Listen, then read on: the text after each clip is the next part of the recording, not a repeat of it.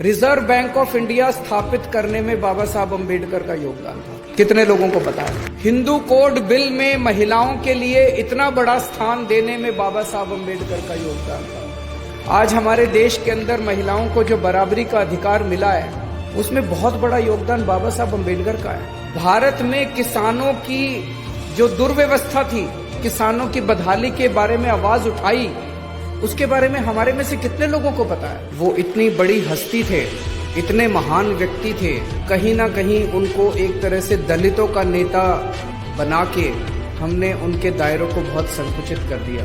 उन्होंने अपने जीवन में दलितों की तो आवाज उठाई ही उठाई। वो खुद उस समाज से आते थे, उन्होंने खुद अपने जिंदगी में बहुत संघर्ष किया, लेकिन उन्होंने समाज के हर उस वर्ग की आवाज उठाई जो समाज का वर्ग दबा हुआ था, कुचला हुआ था और जो अन्याय झेल रहा था। उनके जीवन से सबसे बड़ा मैसेज ये है, एक गरीब परिवार में पैदा हुए, गांव में पैदा हुए, वहां पे उन्होंने बचपन में जिस तरह से छुआछूत झेला और जो गरीबी झेली, उस जगह से निकल के, और ऐसे समय में जबकि पढ़ना लिखना कितना मुश्किल होता था, उस समाज के लोगों को स्कूल में जाना कितना मुश्किल होता था। अच्छे अच्छे घरों के, अमीर घरों के बच्चे भी उतना नहीं पढ़ पाते थे।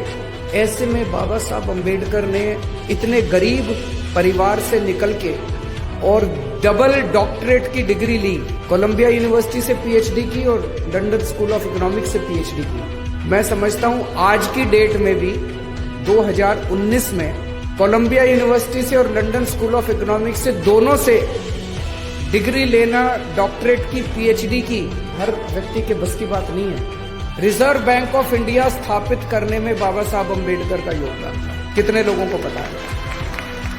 हिंदू कोड बिल में महिलाओं के लिए इतना बड़ा स्थान देने में बाबा साहब अम्बेडकर का योगदान था। आज हमारे देश के अंदर महिलाओं को जो बराबरी का अधिकार मिला है, उसमें बहुत बड़ा योगदान बाबा साहब अम्बेडकर का है। भारत में किसानों की जो दुर्व्यवस्था थी, किसानों के बारे में उन्होंने इतने कदम उठवाए और इतने उन्होंने किसानों की बदहाली के बारे में आवाज उठाई, उसके बारे में हमारे में से कितने लोगों को पता है? बाबा साहब अम्बेडकर ने ऐसा संविधान दिया है हमारे देश को।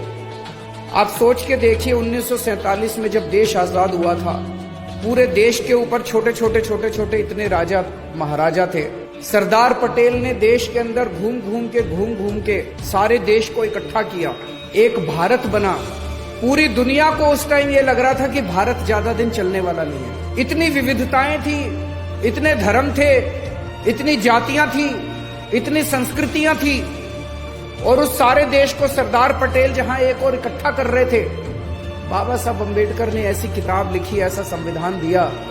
पूरी दुनिया को लग रहा था कि थोड़े दिन के बाद भारत के टुकड़े टुकड़े हो जाएंगे, भारत अलग अलग हो जाएगा, सारे लड़ मरेंगे।